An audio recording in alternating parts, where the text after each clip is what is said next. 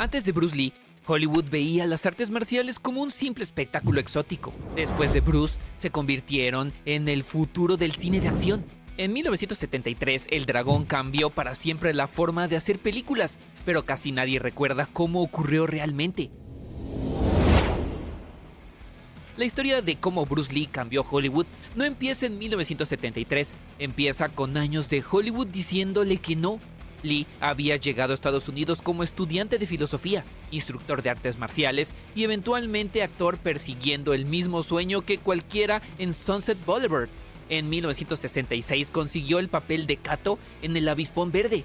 Now, you're Kato, of course. Is this your first crack at acting? Yeah, it is. Yeah, first job. Very well, too.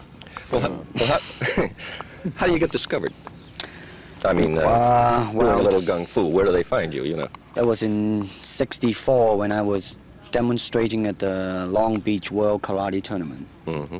Then William Dozier, the producer of our show, he saw the film of it, so, he called me up. Técnicamente, un personaje secundario, pero lo más magnético y veloz que aparecía en pantalla cada vez que salía. La serie fue cancelada tras una sola temporada. El veredicto de Hollywood fue directo. El público pagaría por ver a un hombre asiático moverse así, pero no pagaría por verlo como protagonista. En 1972, Hollywood atravesaba uno de los momentos más extraños de su historia. Las películas de acción seguían dominadas por vaqueros, policías y espías. Las escenas de pelea eran lentas, exageradas y poco realistas. Para la mayoría de los estudios, las artes marciales no eran un género capaz de atraer al gran público, sino una curiosidad exótica reservada para personajes secundarios o villanos asiáticos. Y Bruce Lee conocía esa realidad mejor que nadie. El Dragón siguió intentándolo, coreografió peleas para películas de otros. Presentó la idea de una serie sobre un monje Shaolin recorriendo el viejo oeste estadounidense, un concepto que él mismo había desarrollado. El estudio le dijo sí a la idea y no a Bruce Lee. Contrataron a David Carradine en su lugar. La serie Kung Fu se convirtió en un éxito sin él. Frustrado por esa falta de oportunidades, Bruce tomó una decisión que parecía un paso atrás, pero terminaría cambiando la historia. Regresó a Hong Kong para demostrar que no necesitaba la aprobación de Hollywood para convertirse en una estrella. Sin saberlo, estaba a punto de obligar a toda la industria a mirar hacia Oriente. Bruce llegó a Hong Kong convencido de que aún podía triunfar como actor, pero nadie imaginaba lo que estaba a punto de ocurrir. Cuando aceptó protagonizar The Big Boss, la película tenía un presupuesto modesto y no estaba pensada para convertirse en un fenómeno mundial. Sin embargo, desde el día de su estreno, las salas comenzaron a llenarse como nunca antes. El público quedó impresionado por algo que nunca había visto en pantalla. Bruce Lee no peleaba como los héroes tradicionales. Cada golpe parecía real, cada patada transmitía velocidad y potencia, y sus movimientos tenían una precisión que hacía parecer anticuadas las coreografías de acción de Hollywood. En cuestión de semanas, The Big Boss rompió récords en taquilla en Hong Kong y se convirtió en la película más exitosa de la historia del territorio hasta ese momento. Pero aquello no fue un golpe de suerte. Pocos meses después llegó Fist of Fury y volvió a superar todos los récords anteriores. Lee no solo actuó, redefinió lo que una escena de pelea podía ser en cámara. Bruce ya no era solo una estrella local, se había convertido en un fenómeno en toda Asia. Nada de torpeza de dobles, nada de cámara lenta exagerada, velocidad real, precisión real. El público de Hong Kong nunca había visto algo así y la película destrozó los récords de taquillas locales. Mientras Hollywood seguía produciendo westerns y películas de detectives, al otro lado del mundo millones de personas hacían filas para ver a un actor que la industria estadounidense había considerado incapaz de protagonizar una película. Mientras The Big Boss y Fist of Fury rompían todos los récords en Asia, Bruce Lee tenía un objetivo mucho más grande. No quería ser únicamente la mayor estrella del cine de Hong Kong, quería demostrarle a Hollywood que se había equivocado al rechazarlo. Well, let me say this. When I do the Chinese film, I'll try my best not to be as American as I, have been adjusted to for the last 12 years in the States.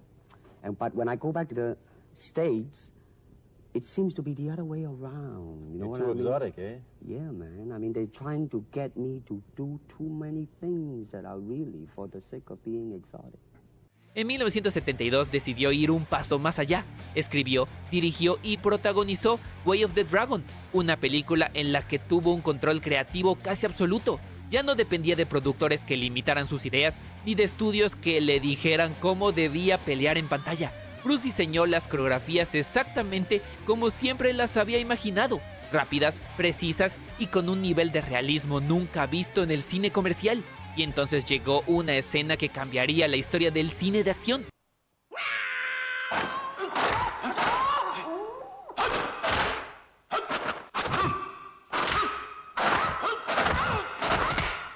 El combate final contra Chuck Norris en el Coliseo de Roma se convirtió instantáneamente en una de las peleas más famosas jamás filmadas.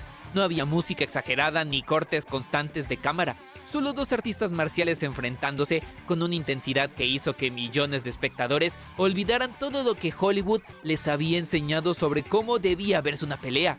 La repercusión fue enorme. This is a famous fight scene that you had with Bruce Lee. I still consider it a classic. It holds up. I watched it today, and you know they've advanced fight scenes so much, but this really holds up. It's an amazing fight scene. Well, I think the main reason Bruce was really ahead of his time. Las películas de Bruce Lee ya no solo arrasaban en Asia, comenzaban a despertar el interés de distribuidores y ejecutivos estadounidenses. Por primera vez, los grandes estudios entendieron que el público estaba dispuesto a pagar por ver a un héroe asiático liderando una superproducción. Ese fue el momento en que Hollywood dejó de preguntarse si Bruce Lee podía ser una estrella y empezó a preguntarse cuánto dinero podía ganar con él. Sin darse cuenta, Hollywood acababa de crear a su futuro mayor competidor y todavía no entendía la magnitud del error que había cometido. Para finales de 1972, Bruce Lee ya no perseguía a Hollywood, Hollywood lo perseguía a él. En diciembre de 1972, Warner Brothers finalmente le ofreció a Bruce Lee lo que había querido durante una década, un papel protagónico real en una producción estadounidense real, respaldada por un estudio real. Sería la primera película coproducida conjuntamente entre Hollywood y Golden Harvest de Hong Kong, una señal en sí misma de que los viejos muros comenzaban a resquebrajarse. El proyecto se llamó Operación Dragón. Sobre el papel, era una producción modesta de género, una variante de artes marciales sobre James Bond, hecha con menos de $1 millón, pensada como una puerta de entrada barata para probar si el público estadounidense aceptaría a un protagonista asiático. Lee lo vio distinto, lo trató como su única oportunidad de demostrar, en el propio terreno de Hollywood, que todo lo que ya había probado en Asia era real. La producción arrancó en Hong Kong en febrero de 1973. Lee, siempre perfeccionista, se exigió sin descanso, entrenando, coreografiando, reescribiendo escenas sobre la marcha, insistiendo en que las secuencias de pelea reflejaran artes marciales reales en lugar de la coreografía habitual de Hollywood. Estaba construyendo las plantillas sobre las que correría el cine de acción durante los siguientes 50 años. Las tomas largas sin cortes, la narrativa física, la idea de que una pelea podía cargar tanto drama como cualquier diálogo. Pero el desgaste en su cuerpo fue severo. En mayo de 1973, a mitad de producción, Lee colapsó durante una sesión de doblaje en los estudios de Golden Harvest.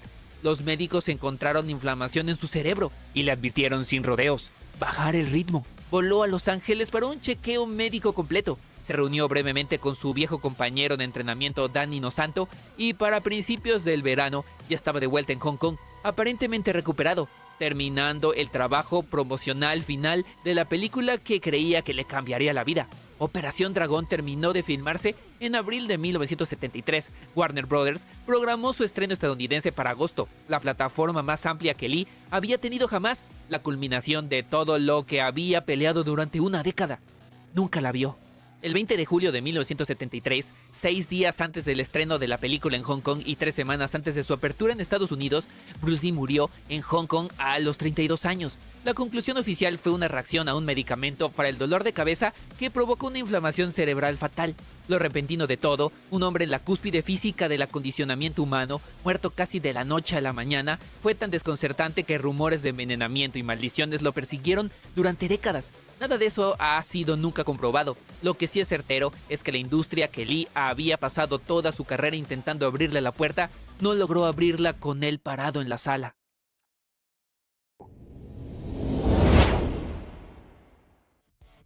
Operación Dragón se estrenó en Hong Kong el 26 de julio de 1973 y en Los Ángeles ese mismo agosto. se convirtió en una de las películas más taquilleras del año, recaudando eventualmente más de $200 millones en todo el mundo contra un presupuesto de menos de $1 millón, uno de los retornos de inversión más extremos en la historia del cine.